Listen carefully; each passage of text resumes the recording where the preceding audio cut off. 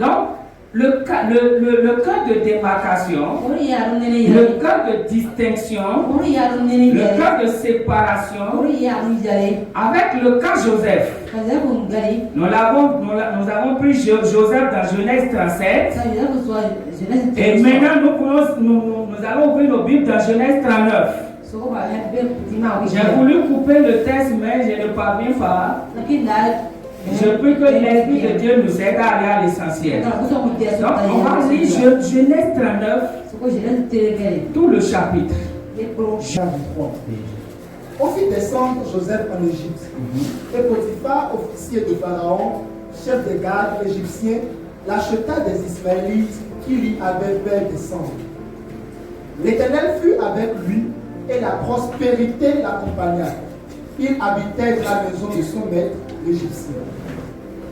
Son maître vit que l'Éternel était avec lui et que l'Éternel faisait prospérer entre ses mains tout ce qu'il entreprenait.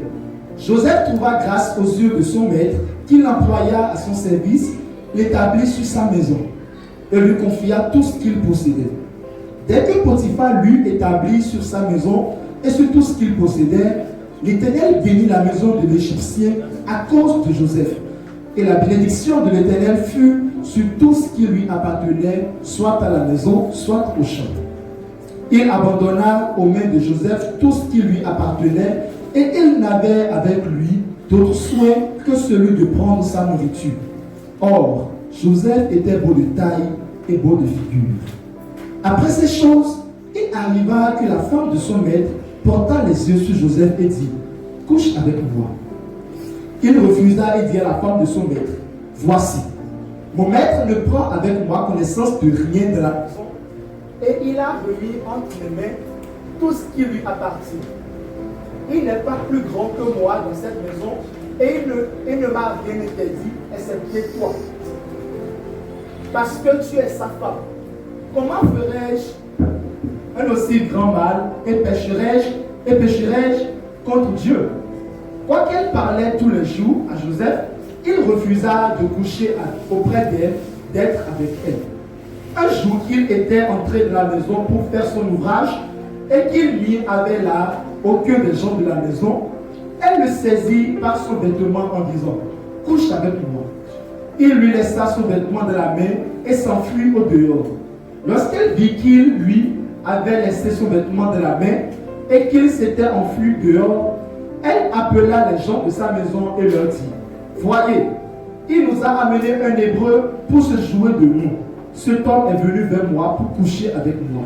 Mais j'ai crié à haute voix. Et quand il a entendu que j'élevais la voix et que je criais, il a laissé son vêtement à côté de moi et s'est enfui dehors. » Et elle posa le vêtement de Joseph à côté d'elle jusqu'à ce que son maître rentre à la maison.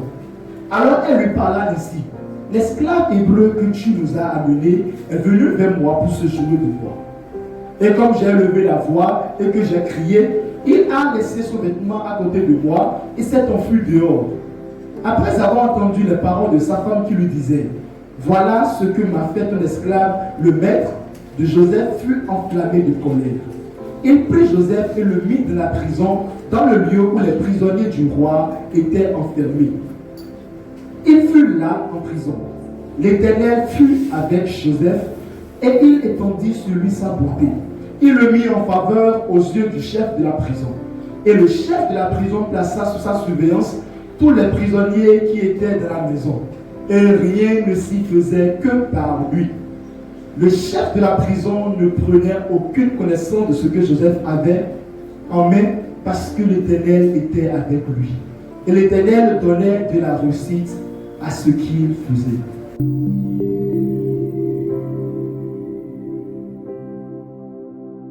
Amen. Amen. Gloire à Jésus. Gloire au Seigneur Jésus. Dans ce texte, nous voulons aborder un élément, un ou deux éléments. Nous l'avons brossé le mercredi. Le cas de distinction, le cas de démarcation, le cas de séparation,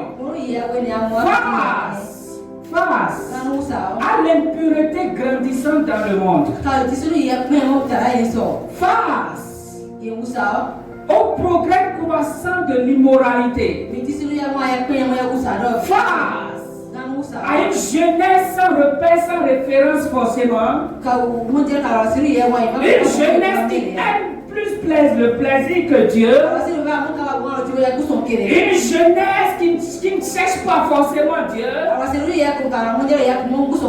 une jeunesse pour qui ne cherche même pas à connaître et à appliquer les valeurs, les vertus de Dieu. Quel est notre cœur? Quel est ton cœur? Quel est mon cœur? Au travail, dans ton quartier, là où tu vends, là où ton atelier est, dans tes relations, quel est l'état de ton cœur? Nous voyons ici Joseph. Joseph, Dieu lui a montré sa destinée. Dieu lui a montré qu'il est le salut de sa famille.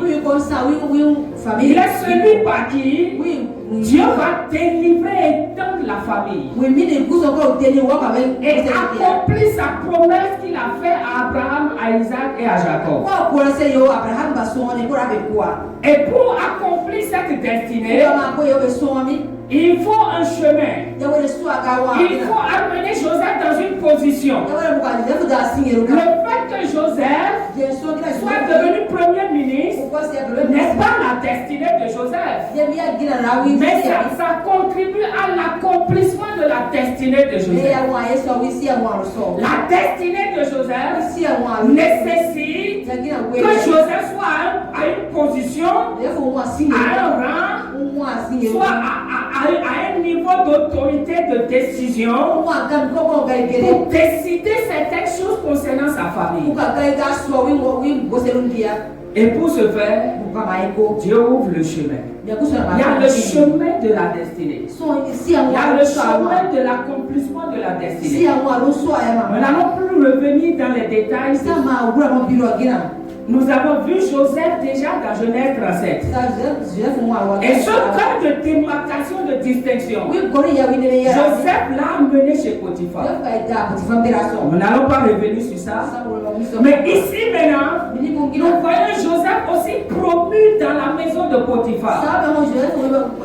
Il est rentré en tant qu'esclave. Il est rentré en tant que produit. C'est un produit qu'on vend. Ou bien, il est rentré en tant qu'article. C'est un article qu'on vend. Et il a été acheté. Il a été vendu, revendu, acheté, racheté. Donc, Joseph est un article entre les mains des gens. Et il tombe chez Potiphar en tant qu'article. Mais son cas de distinction, son cas de démarcation, son cas de séparation va changer le statut de Joseph. Va changer ce statut d'esclave, d'article, de produit. Bien aimé, ton cœur, c'est ton cœur qui change ton statut. Le statut ne change pas le cœur. Le statut amplifie le cœur. C'est le cœur qui change le statut. Si le statut que tu as aujourd'hui, tu ne le veux plus. Si tu admires, aspires du moins un autre statut plus élevé, regarde d'abord ton cœur. Travaille d'abord sur ton cœur. Dis à Dieu, Dieu, quel est le cœur correspondant à ce niveau-là? Quel est le cœur qui est lié à cette position à laquelle j'aspire? Joseph a fait étape par étape. Chez Potiphar, il lui faut un cas de démarcation plus élevé. Il était au milieu des idolâtres. Au milieu des idoles. Il devait montrer que son Dieu est le grand Dieu, le Dieu créateur du ciel et de la terre. Et non le Dieu soleil, le Dieu rêve. que Potiphar a tort. Et Potiphar aussi a vu, nous avons vu, on ne va pas revenir sur ça. Potiphar par ses pratiques occultes, par son observation, par ses analyses, il a vu que ce petit là, c'est un petit différent. Et le cœur qui s'est manifesté et qui a attiré Dieu dans une autre dimension va amener Potiphar à changer de statut à Joseph. De produit, d'articles, d'esclaves, il devient employé. La Bible dit que Potiphar l'employa. Donc il est devenu un employé. Et dans le statut d'employé, il travaille encore sur son cœur. Il y a peut-être la corruption. Il dit, moi mon cœur là, mon cœur n'est pas dans la corruption. Il s'est séparé de la corruption. Il s'est séparé de l'impureté. Il n'a pas dit maintenant je suis employé, je ne suis plus esclave. Je peux chercher les filles. Je peux avoir une copine ou des copines. Non, maintenant je peux aller dans les bars. Donc maintenant là, je peux vivre ma vie. Joseph n'a pas dit ça. Joseph au contraire a dit, Dieu attend encore plus de moi. Il a dit non. Assurément, à des choses auxquelles aucun employé de Potiphar ne pouvait dire non. Et assurément, ces employés auraient dit à Joseph, si tu continues comme ça, tu ne seras jamais riche. Si tu continues comme ça, tu seras toujours pauvre. Je veux te dire que ta richesse n'est pas liée au gouvernement. Ce n'est pas lié à l'entreprise où tu travailles. Ce n'est pas lié à l'économie du pays. Ta richesse est liée à Dieu. Quand tu es avec Dieu, et que les autres te disent que tel que tu es, tu ne peux pas être riche, tu dois mourir dans la pauvreté. Il faut rire seulement parce que tu es sur le bon chemin. Tu es sur le chemin de la richesse selon Dieu. Beaucoup, assurément, on rit de Joseph. On ridiculisait Joseph. On méprisait Joseph. On fait ce. C'est quoi? Mais Joseph ne s'est pas laissé décourager. Joseph n'a pas dit je suis le seul au milieu de tous. Il faut que j'essaie de me conformer. Ne baisse pas le niveau de ta rigueur. Ne renonce pas à tes valeurs, à tes principes. Quand ils sont conformes à la parole de Dieu, pour faire plaisir à quelqu'un, ou pour avoir une promotion ou une élévation quelconque, reste attaché au Seigneur. Potiphar, du moins Joseph était là. Potiphar observait, les autres aussi observaient. Et à un moment donné, quand le cœur, son cœur a progressé, il va quitter l'étape d'employé pour gérant, pour intendant. Potiphar devient intendant, du moins Joseph devient intendant des richesses des biens de Potiphar. La Bible dit que Potiphar ne demande plus rien à savoir si ce n'est que ce que lui mange. Voilà quelqu'un qui accède à un niveau où il peut détourner simplement, facilement. Il peut voler sans trace. Il peut mentir et ce serait une vérité même cachetée, un peu comme ça se passe aujourd'hui. Mais Joseph a dit, je connais Dieu. Est-ce que tu connais Dieu? Dans ton travail, est-ce que tu connais Dieu? Dans ton foyer, est-ce que tu connais Dieu? Dans tes études, dans tes affaires, est-ce que tu connais Dieu? Est-ce que tu connais Dieu? Gloire à Jésus-Christ. Nous devons connaître Dieu. C'est pour ça ceux qui ne méditent pas, ceux qui prennent les programmes en semaine à la légère, ceux qui préfèrent rester sur leur téléphone, les réseaux sociaux, au lieu de venir au programme. Ils savent pas ce qu'ils manquent. Ceux qui ne sont pas prêts à payer le prix de la connaissance de Dieu, ils finiront par être emportés par le vent du monde. Ce ne sera pas ton cas au nom de Jésus. Mais prends la décision de t'attacher au Seigneur. Prends la décision de rester ferme dans sa parole. Comment peux-tu rester ferme dans une parole que tu ne connais pas, que tu n'as pas médité? C'est pourquoi les cieux ouverts sont là. Je t'encourage et t'exhorte. Les programmes d'études bibliques sont là. Je t'encourage. Alléluia. Joseph a dit, je refuse de diminuer le niveau, de rabaisser mon standard. Ce n'est pas Potiphar qui me rendra riche. Ce ne sont pas les biens de Potiphar qui me rendront riche. Frères et sœurs, l'argent que tu voles là, c'est pas ça qui va te rendre riche. L'argent que tu fais, c'est pas ça qui va te rendre riche. Les prix que tu gonfles, c'est pas ça qui va te rendre riche. La corruption que tu fais, c'est pas ça qui va te rendre riche. Au contraire, ça s'accompagne des problèmes. Ça ouvre la porte aux démons qui tourmentent ta vie, la vie de ta famille. Joseph a dit non. Joseph a dit non. Et si vous lisez l'histoire de Joseph jusqu'à la fin, c'est-à-dire le cœur de Joseph a ouvert la porte aux enfants de Joseph. Les enfants de Joseph n'avaient pas part à l'héritage du papa de Joseph. Je sais pas si quelqu'un comprend, hein? Jacob a 12 fils, c'est ça, non? Et la Bible dit que ce sont les 12 qui doivent devenir les 12 tribus d'Israël. Vous êtes d'accord, non? Ou bien, même Benjamin, le petit frère de Joseph, a une tribu. Mais est-ce que vous avez vu la tribu de Joseph? Même quand vous lisez là, vous avez vu une tribu de Joseph? Mais il y a la tribu de Manassé. Il y a la tribu de qui encore? Le second? Ephraïm.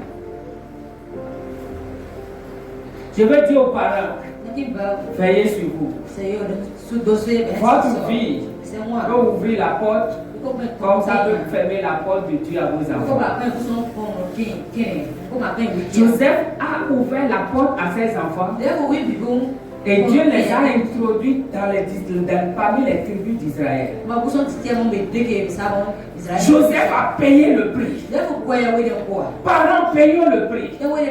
Marie, paye le prix. Le prix de la sainteté. Le prix de la fidélité. Le prix de l'attachement à Dieu. Du respect de la parole donnée. Qui a dit à cette femme, c'est toi je veux. C'est toi je veux prendre. Je te resterai fidèle. Honore ta parole jusqu'à ce que la mort ne te sépare. Alléluia. Et c'est ça que nous avons fait samedi. Le Seigneur nous aide au nom de Jésus.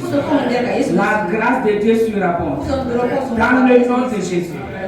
Plus vous êtes promus, plus les tentations montent. Je suis sûr que quand Joseph était employé, il y avait des serpents qui tournaient autour de lui, qui déposaient leur dossier. Et Joseph vous classait ces dossiers. Sans suite. Ça, hein? Maintenant, le temps devient intendant. Et la Bible dit après ces événements, après qu'il est devenu intendant, après que Joseph peut se dire à ce poste maintenant, ce que Dieu va montrer là peut s'accomplir. Il est au niveau le plus élevé. Il n'y a pas encore, selon notre, il n'y a pas encore comment, une grille salariale dans chez Potiphar qui dépasse, qui est au-dessus de la grille salariale. C'est une manière de parler de Joseph. Il a fermé tout. Il n'y a pas pas encore une autre position. Il est devenu le numéro 2 de Potiphar et fils, de l'entreprise Potiphar et fils. Et maintenant, la grosse tentation vient. C'est la femme même du numéro 1 qui vient se proposer ses services. Frères et sœurs, si vous et moi nous étions à la place de Joseph, d'abord même, ce ne sont pas les filles qui se procurent, qui décollent leur dossier.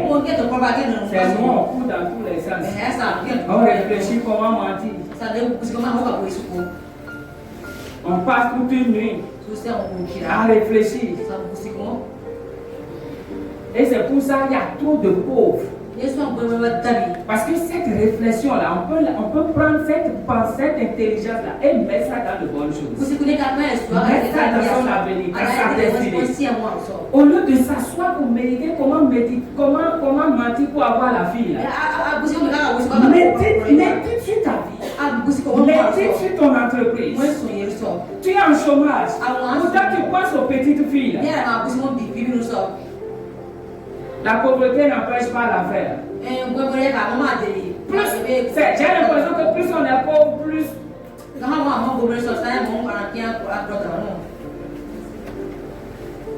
Et c'est ça qui nous enlise dans la pauvreté. On ne s'assoit pas pour réfléchir sur les besoins autour de nous pour créer des entreprises. Il y a beaucoup d'entrepreneurs qui ont noyé leur entreprise dans les pensées impures. Résultat, on cherche du travail alors qu'on est destiné à donner du travail. Alléluia. Alléluia. Que le Seigneur pitié de nous. La femme de Potiphar dépose dossier. Quel gros lot. Joseph dira, je suis très important. Ou bien, je suis quelqu'un. Ou bien, je suis devenu quelqu'un. Ou bien, c'est ça. Nous, on n'est rien. On se voit comme quelqu'un. Et on ment. C'est mon papa qui est le maire de la ville de Parapou. Tu vois le camion là, le camion qui passe là, c'est pour mon papa. Et moi je ne comprends pas les filles là aussi. Au moins un peu de curiosité. Au moins un peu de curiosité. Ah, il y a quelqu'un, j'ai trouvé quelqu'un. Tu n'as rien trouvé. Que le Seigneur pitié de nous. Vous voyez, Joseph, ce n'est pas n'importe qui s'offre à lui. Il peut toutefois dire, si je cède avec lui, je serai encore dans les bonnes grâces de son mari. Ou bien, malgré ça, il a fait quoi? Allons lire. Et c'est là où même mon message commence. Tout ce que j'ai dit jusque-là, c'est avant propos. Verset 10. Il dit, elle avait beau en parler jour après jour à Joseph, il n'écoutait même pas ses propositions de coucher auprès d'elle pour s'unir à elle. On va s'arrêter là. Le mot s'unir là, il faut comprendre.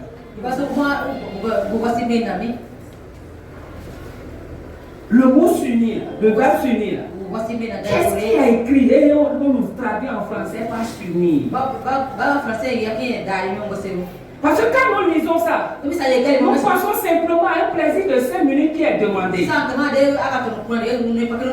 Mais quand on va au fond, la femme de Potiphar demandait plus. Il ne demandait pas simplement un simple rapport sexuel de quelques minutes, non? Et c'est là où nous allons comprendre que il y a des destructeurs de destinée. Elle était engagée par l'enfer pour détruire la destinée de qui? De Joseph. Un simple rapport sexuel peut détruire tout dans ta vie. Tout ce que tu as construit. Parce que ce rapport sexuel va ouvrir la porte à d'autres choses.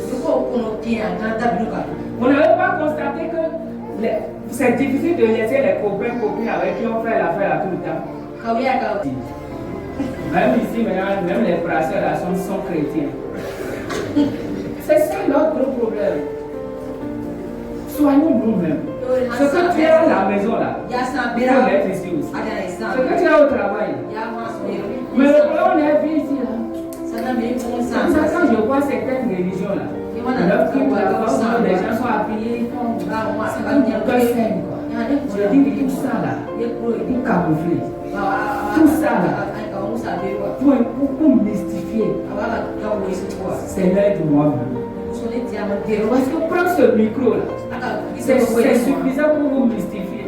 Oh, pasteur, grand homme de Dieu, quand il prêche, les cheveux marchent. Les cheveux des chauves.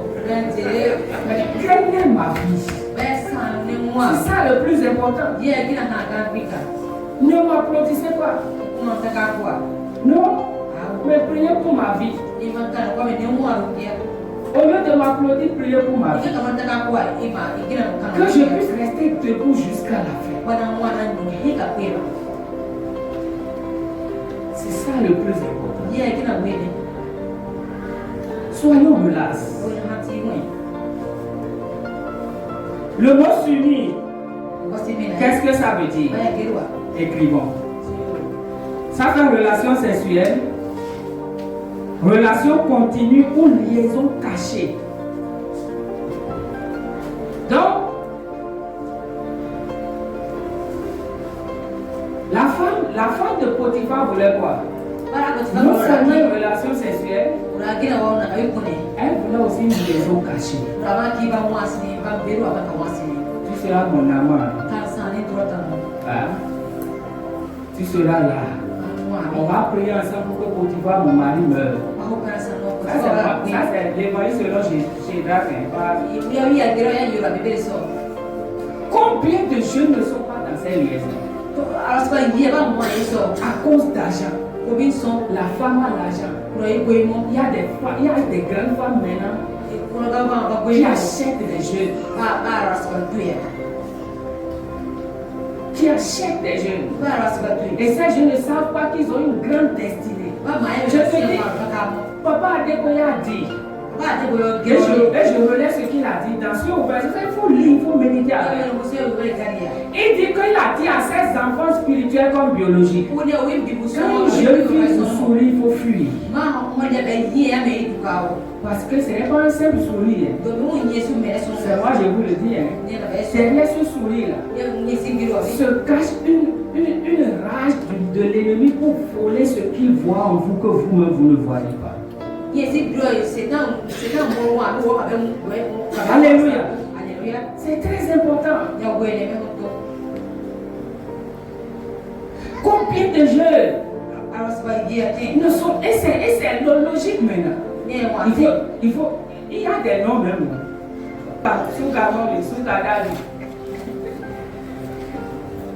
Et ça n'est pas peut-être pas l'église. Et il y a des jeunes, des jeunes chrétiens, ils veulent faire leur vie dehors bien là. Et ils disent, Seigneur, donne-moi un bon. Quand il va tomber sur la bonne personne, il va laisser. C'est faux. Et moi, ne continue même plus cette demande. Moi, je prie pour annuler ta prière. Je prie que ta prière ne dépasse même pas ce plafond là. Au nom de Jésus. Oui, frère et soeur. Comment toi, tu vas vivre? Il y a des soeurs aussi. Hein. Quand je travaille, j'ai des collègues qui me disent, ils disent, bon, regarde toi, est-ce qu'on achète un pain plié? Si tu achètes et tu déplies ça et tu vois que c'est déchiré, à qui tu vas te plaindre? Comment tu vas changer ça? Il y a un qui me dit, vous les évangélistes, vous parlez de chasteté, de abstinence, tout ça. Quand vous êtes dans ça, c'est nous qui rodons vos fiancés. C'est nous qui nous occupons d'elles correctement. Avant qu'elles ne soient approuvées. Et il donne des exemples. Et c'est dans ça que nous sommes aujourd'hui. Où sont les Joseph? Les Joseph et les Joséphines. On donne ces noms-là à nos enfants sans comprendre. Et sans éduquer ces enfants-là sur le chemin de Joseph. Porter le nom Joseph ne veut rien dire. Mais comprendre le prix que Joseph a payé, se positionner pour le payer, c'est ça qui veut dire tout. Regardez, il n'a pas d'église. Il n'a pas de pasteur. Il n'a pas de frère en Christ. Il est seul dans une civilisation étrangère. Et qui est la meilleure civilisation de l'époque, la grande puissance de l'époque, tout de l'époque, seul dedans, personne derrière, personne n'est proche, aucun conseiller, personne, si ce n'est que les conseillers sataniques. Mais Joseph a tenu. Ça veut dire que toi et moi nous pouvons tenir. Joseph n'avait pas le nom de Jésus. Joseph n'avait pas le sang de Jésus. Joseph n'avait pas le Saint-Esprit. Joseph n'avait pas la Bible. Mais il a tenu. Et pourquoi toi et moi nous ne tenons pas? Pourquoi toi, on dit c'est difficile, c'est difficile. Une soeur qui a, avant de donner sa vie à Jésus, elle est numéro 1 dans l'affaire. Mais là tu donnes à ta vie, elle est là-haut, bois ça l'eau. On dit c'est compliqué, par exemple, c'est compliqué. Quand tu as on n'a pas rencontré Jésus. On n'a pas rencontré Jésus. On dit qu'on est sœurs. Et on se permet de sortir avec Marie d'autrui. Pour dire que donc tu es en manque de jeunes pour moi, de jeunes hommes pour moi. Maintenant on dit Seigneur, on va faire un bon mariage. Il va te donner un bon mariage là comment? Il y a des églises qui célèbrent ce mariage. Même quand vous tombez dans le péché là, on s'arrête au mariage civil.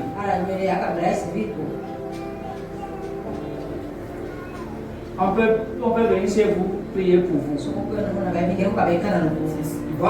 C'est là où votre obéissance s'est arrêtée. Frères et sœurs, qui sont les Joseph d'aujourd'hui?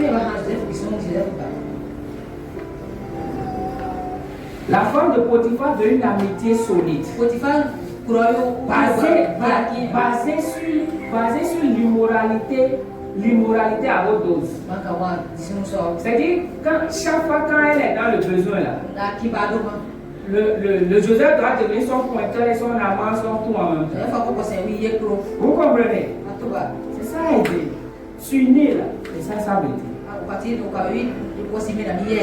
C'est vrai, Joseph a très bien compris. Il a dit, je refuse l'acte là. Et je refuse aussi d'entrer dans le processus. Je refuse les deux. S'il faut prendre mon vêtement, non, on ne fuit pas en laissant nos vêtements. On laisse nos habits. Tu es venu, cette semaine on laisse deux tenues. La semaine prochaine on laisse 3 tenues.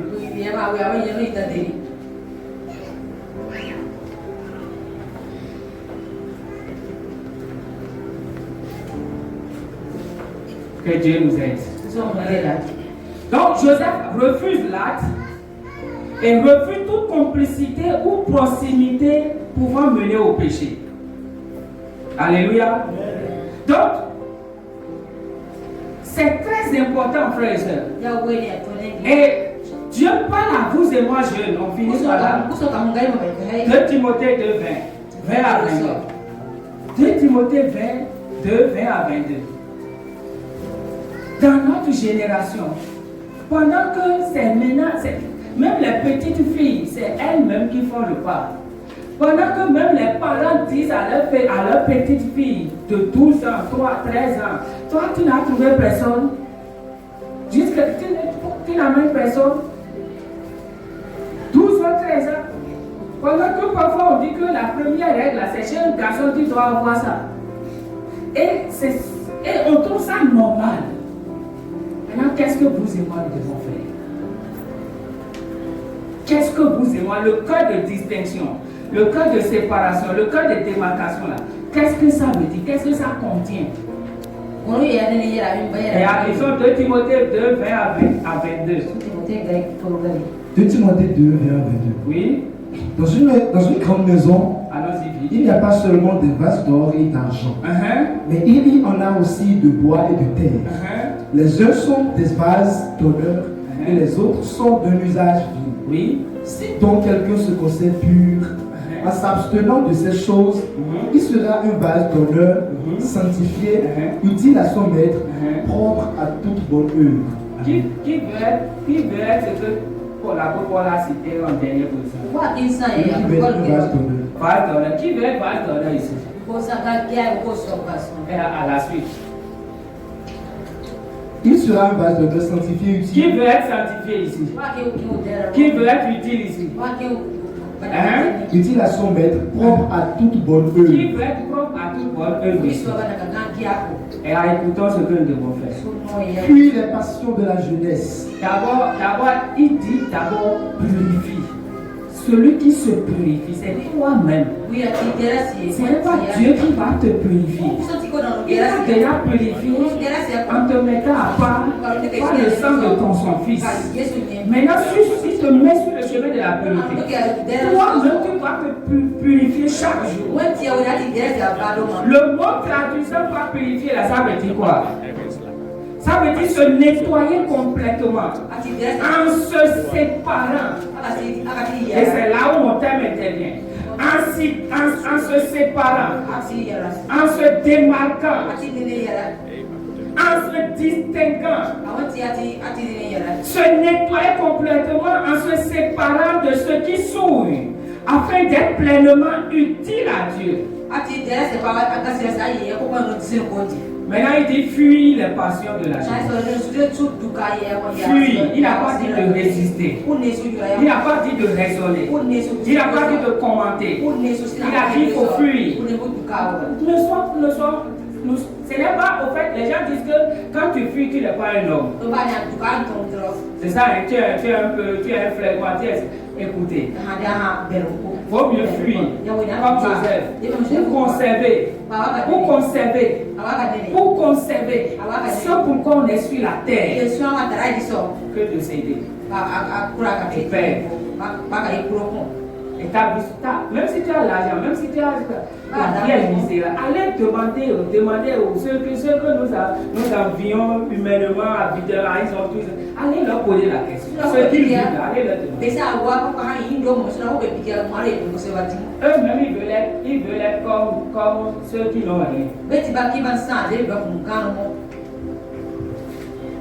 Passion de la jeunesse. Passion de la jeunesse, ça veut dire quoi?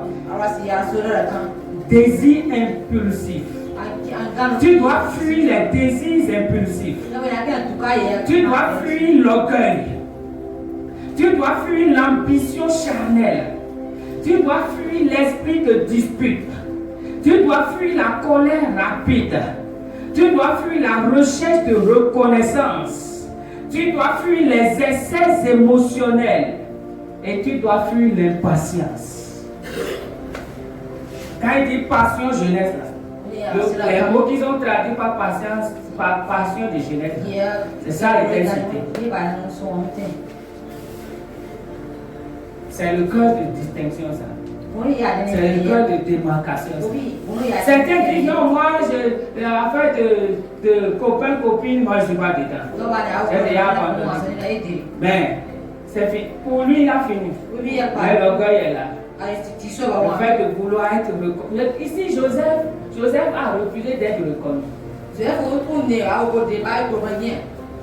D'être reconnu comme innocent.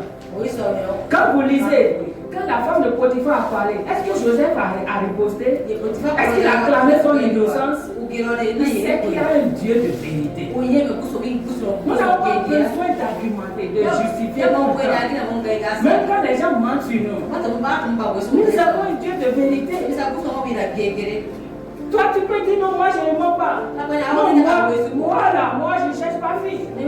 Mais dans le même temps, là, quand on ment sur ton compte, ah, tu te fais ça, non, comment? Même si tu veux mentir, tu voulais te coucher et que tu apprends que quelqu'un a menti sur ton compte, tu vas toi te réveiller, aller le voir. Regarde, qu'est-ce que tu as fait?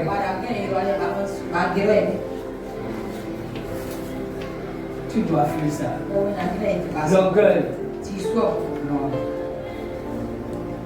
Il y en a qui pensent qu'ils ont des atouts, ils n'ont besoin de personne. Ils parlent mal. Ils sont arrogants dans leurs paroles. Que Dieu nous aide. Je n'ai pas fini, mais je vais conclure. Le cœur de démarcation, le cœur de séparation, c'est niveau par niveau, palier par palier. Et nous l'avons vu avec Joseph.